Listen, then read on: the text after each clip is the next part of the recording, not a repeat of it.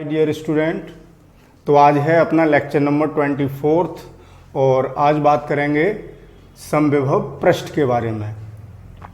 तो देखिए, हम अब तक वैद्युत विभव के बारे में पढ़ चुके हैं। तो समविभव पृष्ठ जैसा कि नाम में स्पष्ट है, समविभव यानी समान विभव हो।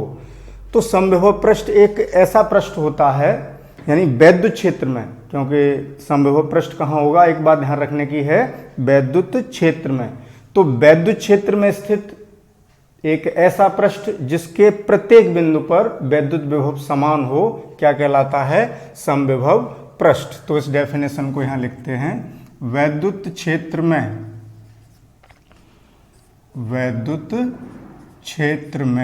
स्थित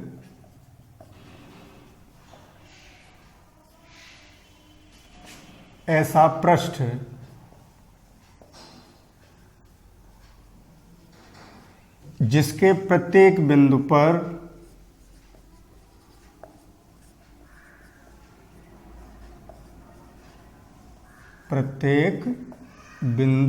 बिंदु पर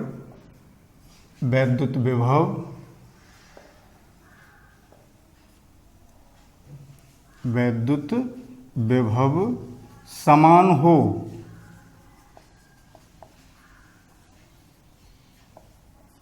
समविभव पृष्ठ कहलाता है। समविभव पृष्ठ कहलाता है। ये इसकी परिभाषा हो गई समविभव पृष्ठ की। तो बहुत आसान बात है, यानी इक्विपोटेंशियल सरफेस या समविभव पृष्ठ क्या है, वैद्युत क्षेत्र में स्थित ऐसा पृष्ठ जिसके प्रत्येक बिंदु पर वैद्युत विभव समान होता है, समविभव पृष्ठ कहलाता है। तो जैसे उदाहरण के तौर पर, जैसे हमारे पास एक बिंदु आवेश है, जैसे ये, तो देखें इसका जो वैद्युत क्षेत्र होता है धन आवेश है मान लो, तो धनावेश से वैद्युत क्षेत्र यानी वैद्युत बल रेखाएं आउटवर्ड डायरेक्शन में होती हैं। इस तरीके से ये आप लोग पढ़ चुके हैं।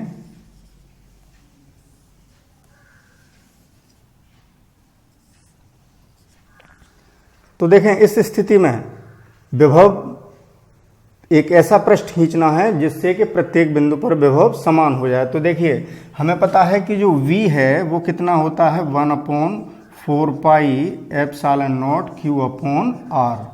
यानी किसी पॉइंट चार्ज से अगर हम बराबर डिस्टेंस पर देखें, यानी r हमारा बराबर रहे, दूरी बराबर रहे, तो विभव हमारा बराबर रहेगा। तो इस चार्ज को केंद्र मानकर अगर r त्रिज्या का एक यहाँ गोला खींच दें, ये जो गोला खींचा है वो, चलिए देखने में अच्छा नहीं लग रहा है, थोड़ा मैं दोबारा बनाता हूँ। देखिए ब्लैक बोर्ड थोड़ा स्मूथ है तो इसमें यही प्रॉब्लम आती है। यानी वैसे आप लोग समझ रहे होंगे हमने ये क्या खींचा है, एक, चलिए थोड़ा सा इम्प्रूवमेंट हुआ।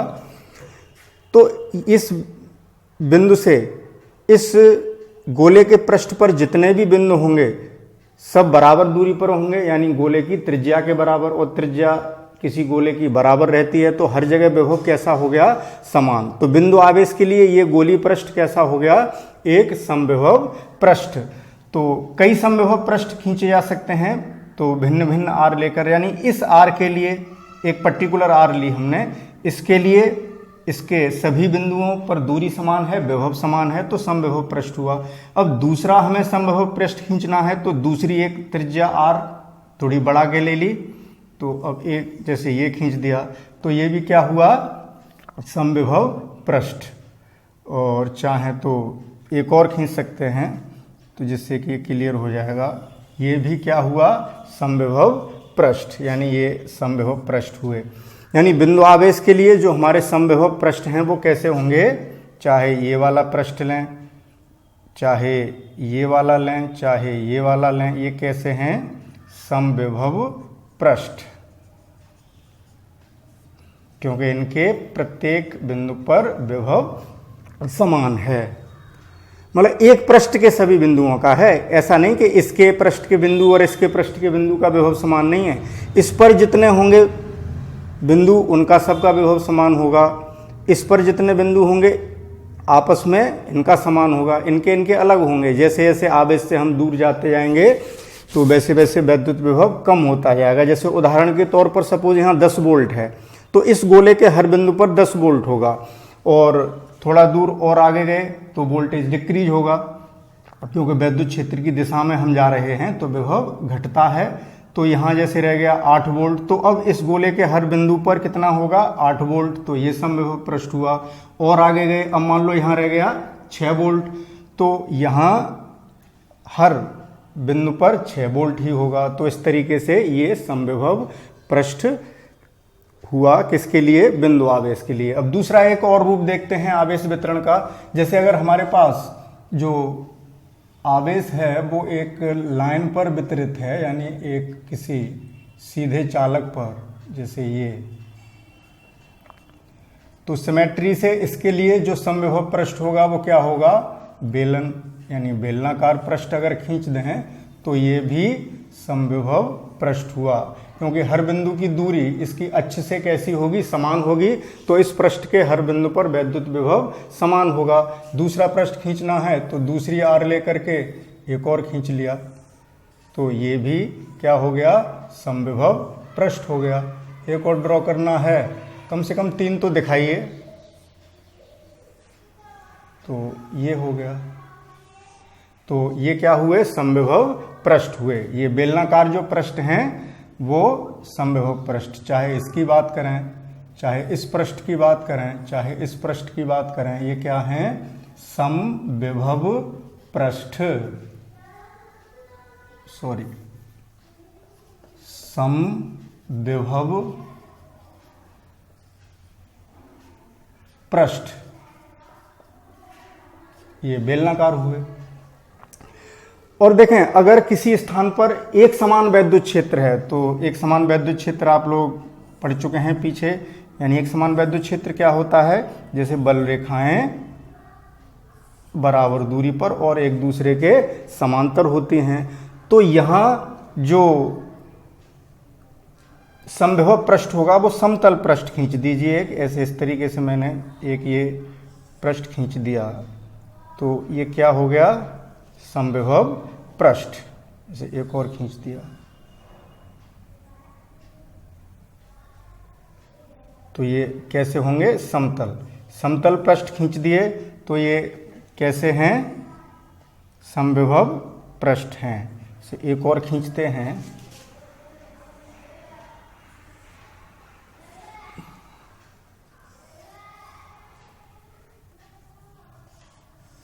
तो ये कैसे हो गए, ये भी समविभव पृष्ठ हुए।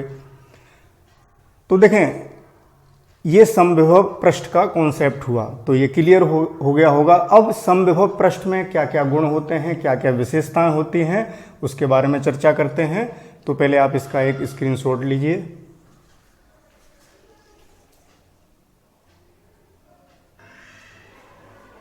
तो अब अगले टॉपिक पर चलते हैं, समविभव पृष्ठ के गुण, यानी इसमें क्या क्या विशेषताएं हैं, यानी प्रॉपर्टीज ऑफ इक्विपोटेंशियल सरफेस। तो पहली प्रॉपर्टी की बात करते हैं।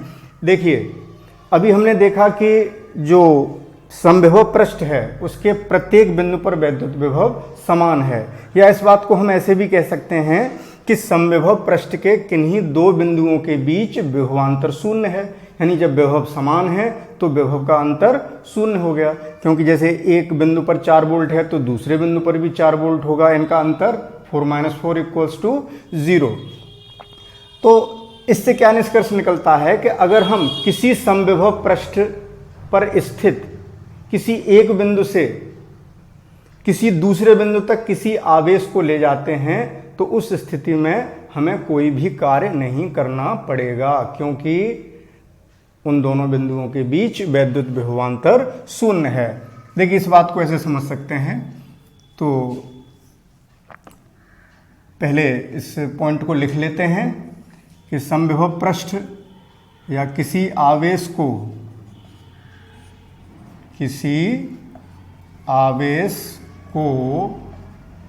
समविभव पृष्ठ के समविभव पृष्ठ के एक बिंदु से दूसरे बिंदु तक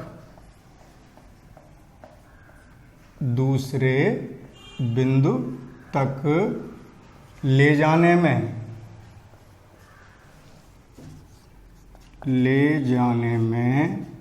किया गया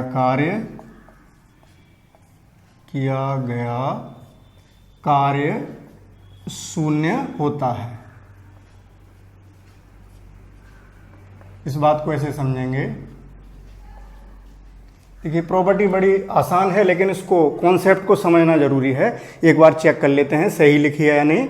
कि किसी आवेश को समविभव पृष्ठ के एक बिंदु से दूसरे बिंदु तक ले जाने में किया गया कार्य शून्य होता है। किसी आवेश को समविभव पृष्ठ के किसी एक बिंदु से भी लिख सकते हैं, किसी एक बिंदु से दूसरे बिंदु तक, वो एक ही बात है, अंडरस्टूड है। जैसे देखिए आपने विभवांतर की परिभाषा जब पढ़ी थी, VA माइनस VB बराबर क्या पढ़ा था?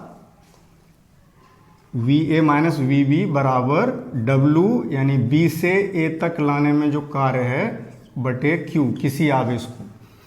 तो यहाँ से अगर W निकालें तो यहाँ चूंकि समविभव पृष्ठ है तो पहले ऐसे देखते हैं, यानी हम W निकालना है एक बिंदु से दूसरे बिंदु तक ले जाने में, तो कितना आएगा?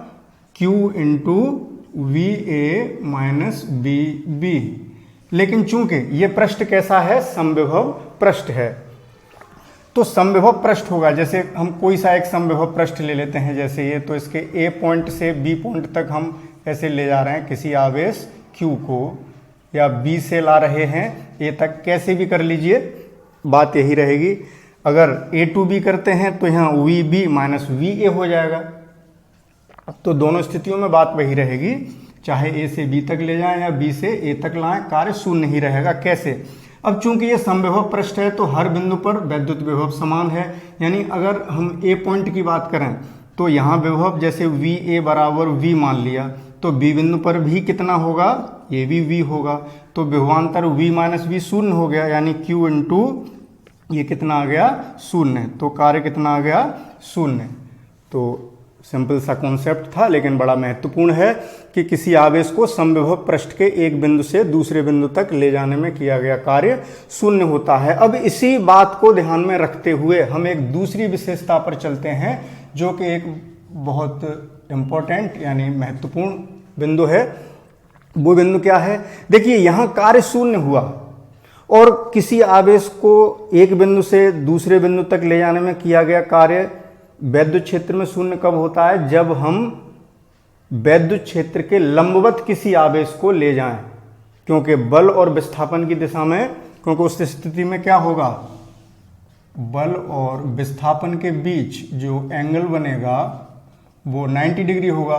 यानी वैद्युत क्षेत्र इधर है और हम एक पॉइंट से दूसरे पॉइंट तक हम ले जा रहे हैं उस वैद्युत क्षेत्र में, विस्थापन इधर कर रहे हैं, बल इधर लगेगा क्योंकि क्षेत्र इधर है। जैसे Q आवेश होता, अगर यहाँ से ले जा रहे हैं तो इस पर बल इधर लग रहा है QE, तो बल और विस्थापन में 90 का एंगल हुआ, तो FDX cos 90। इसको किससे ओपन किया है? A डॉट B बराबर AB cos थीटा से, तो कार्य शून्य हुआ। अब इसी बात को ध्यान में रखते हुए हम ये कह सकते हैं कि अर्थात क्या हुआ कि वैद्युत क्षेत्र यहां लंबवत हुआ।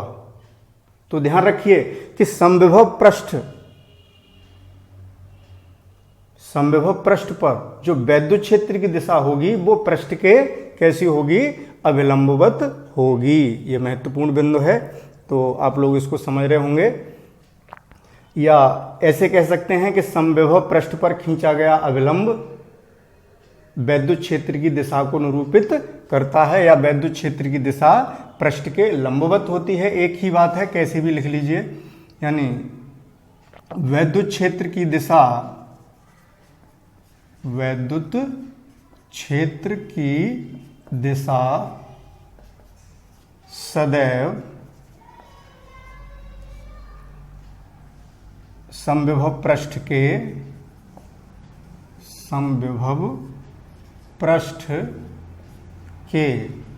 अभिलंबवत होती है।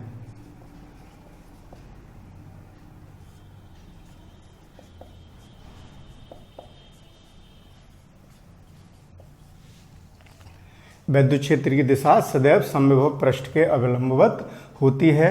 या इस बात को कैसे लिख सकते हैं, अथवा करके उस बात को आप अपने आप लिखेंगे कि समविभव पृष्ठ पर खींचा गया अभिलंब वैद्युत क्षेत्र की दिशा को निरूपित करता है। एक बार फिर सुन लें, इस बात को आप नोट करेंगे। समविभव पृष्ठ पर खींचा गया अभिलंब वैद्युत क्षेत्र की दिशा को निरूपित करता है। तो इस पॉइंट को आप लिख लेंगे। तो अब चलते हैं तीसरी प्रॉपर्टी पर। देखें, जिस तरीके से हमने वैद्युत बल रेखाएं पढ़ी थी, वैद्युत बल रेखाएं एक दूसरे को कभी नहीं काटती थी, ठीक इसी तरीके से कोई भी दो समविभव पृष्ठ एक दूसरे को नहीं काटते हैं। तो देखिए, इस बात से पहले इसमें एक फिगर और बना लीजिए। Sorry for disturbance. इस बात का हम एक फिगर बना देते हैं। जैसे हमारे पास हमने एक समविभव पृष्ठ ले लिया है, तो इस पर जो लंब होगा वही क्या बताएगा, वैद्युत क्षेत्र की तीव्रता की दिशा को निरूपित करेगा। इस बात का आप इस फिगर से समझ सकते हैं। तो आप इसका स्क्रीनशॉट लीजिए। फिर थर्ड पॉइंट पर चलते हैं, जिसकी चर्चा अभी कर रहे थे, लेकिन उसमें थोड़ा व्यवधान हो गया, क्योंकि मुझे एक बात और ध्यान आ गई कि इसको मैं फिगर से और रिप्रेजेंट कर देता हूं। तो आप इसका स्क्रीनशॉट लीजिए।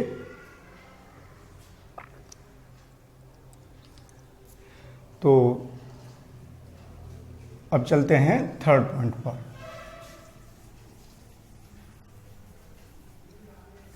थर्ड पॉइंट अभी बताया है, ध्यान होगा आप लोगों को कि कोई भी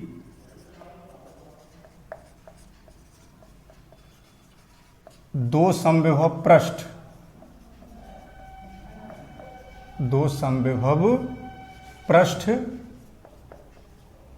एक दूसरे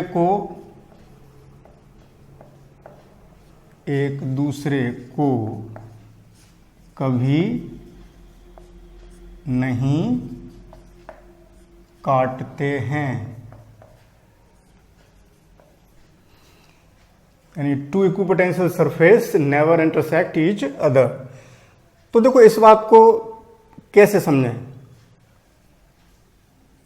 तो मैं यह समझा रहा हूं और उसका जो कारण है वो आप अपने आप लिखेंगे। जैसे देखिए, अगर मैं दो समविभव पृष्ठ लूं, जैसे एक पृष्ठ ये ले लिया और एक पृष्ठ मैंने ये ले लिया, मतलब काटते हुए, मान लो काट जाते तब क्या होता, जैसे ये दो समविभव पृष्ठ खींचे, तो देखें इन दोनों पृष्ठों का जो कटान है, जहां इंटरसेक्शन हुआ है ये, तो इन बिंदुओं पर जहां पर दोनों प्लेन काट रहे हैं, वहां पर जब प्लेन एक दूसरे को काटेंगे, तो जैसे मान लो इस लाइन पर काट रहे हैं, तो और उस पर एक पॉइंट ले लिया, तो यहाँ दो अभिलंब खींचे जाएंगे, क्योंकि एक इस तल पर, यानी इस वाले तल पर अभिलंब खींचिए ये, यानी ये 90 का एंगल बनाया हमने, और एक तल हमारा ये है, इस पर 90 का एंगल खींचेंगे, ये आएगा, क्योंकि ये 90 का एंगल बना। समझ रहे हैं बात? तो इस बिंदु पर, और जो अभिलंब होता है, अभी बात मैंने बताई थी कि अभिलंब जो होता है किसी समविभव पृष्ठ पर, वो किसको निरूपित करता है, वैद्युत क्षेत्र की तीव्रता को। यानी कटान बिंदु पर जो हमारी, अब कटान बिंदु नहीं होगा, जब दो तल एक दूसरे को काटेंगे तो वहां एक लाइन आएगी, इंटरसेक्ट होंगे, तो जब दो रेखाएं काटती हैं तो बिंदु पर काटती हैं, और दो तल जब एक दूसरे को काटेंगे जैसे ये, तो यहाँ क्या बन रही है, एक लाइन। उस लाइन पर कहीं भी हम अभिलंब खींचें तो दो अभिलंब खींच रहे हैं, तो यानी वहां पर दो वैद्युत क्षेत्र की तीव्रताएं शो हो रही हैं, E1 E2, जो कि पॉसिबल नहीं है। एक ही बिंदु पर दो तीव्रताओं की दिशा नहीं हो सकती, इसलिए कोई भी दो समविभव पृष्ठ एक दूसरे को कभी नहीं काटते हैं। आप इस बात का विशेष रूप से ध्यान रखेंगे। अब फोर्थ पॉइंट पर चलते हैं।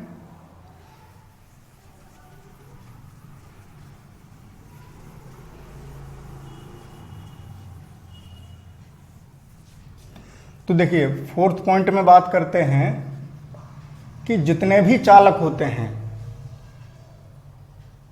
वो सभी चालक, उन चालकों के जो पृष्ठ हैं वो सदैव समविभव पृष्ठ होते हैं। ऐसा क्यों?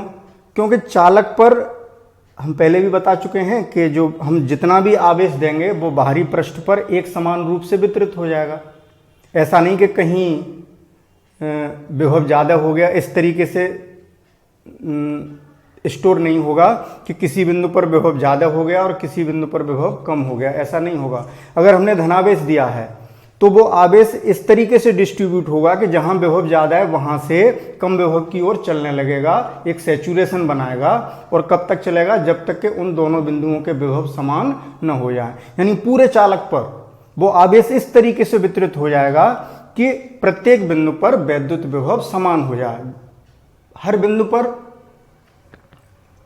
विद्युत विभव कैसा हो गया? समान। तो वो कैसा पृष्ठ हो गया? समविभव पृष्ठ। चाहे वो किसी शेप का हो, तो सभी चालकों के पृष्ठ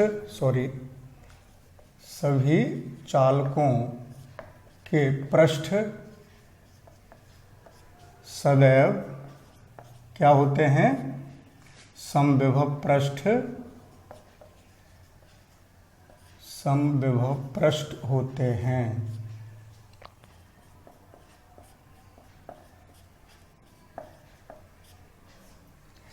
ये क्यों होते हैं, इस बात को आप अभी समझ चुके हैं।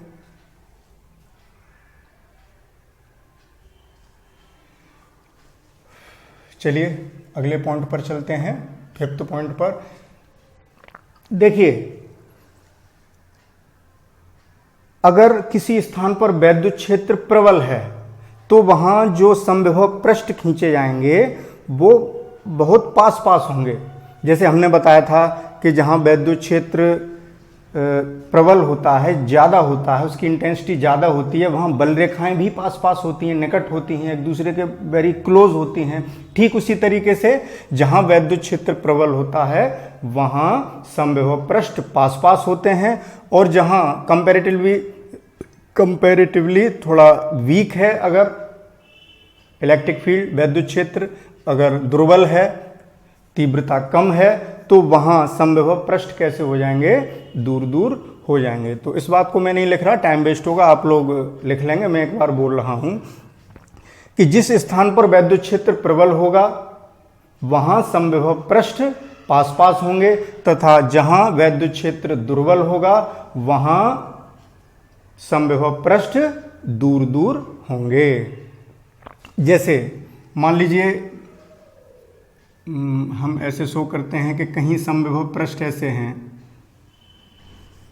जैसे एक पृष्ठ ये है, एक पृष्ठ ये है, एक पृष्ठ ये है, एक पृष्ठ ये है, और एक ऐसा है कि एक पृष्ठ ये है, एक पृष्ठ ये है, एक पृष्ठ ये है, एक पृष्ठ ये है। तो यहाँ देखिए पास पास हैं समविभव पृष्ठ, जो हैं क्लोज हैं, और यहाँ दूर दूर हैं। तो यहाँ फील्ड कैसा है? कम है, और यहाँ फील्ड कैसा है? यहाँ इंटेंसिटी ज़्यादा है। तो आशा है कि आपको ये पॉइंट भी क्लियर हो रहा होगा। तो इस बात को आप लोग लिख लेंगे, मैंने अभी जो बोला है आप उसको ध्यान से सुन के इसको पॉइंट को लिख लीजिएगा। तो ये हमारे 5 पॉइंट हुए, तो ये प्रॉपर्टीज़ हुई। तो आप पहले इसका स्क्रीनशॉट लीजिए।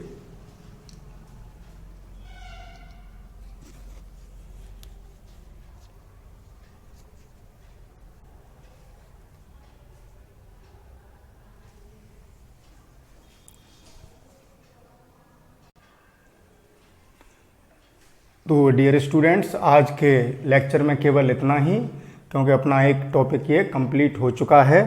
तो आज हमने क्या क्या पढ़ा? समविभव पृष्ठ और समविभव पृष्ठ का पैटर्न।